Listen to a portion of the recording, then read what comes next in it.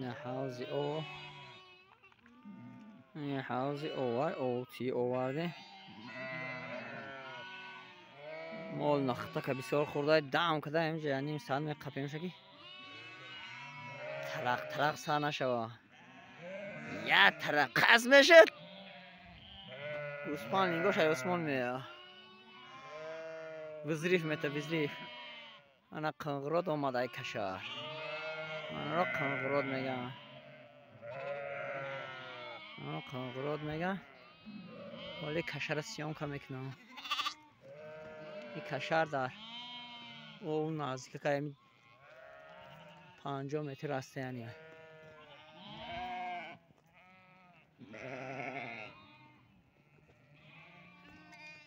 از روی خاک پلاده عاقبت زیر خاکه.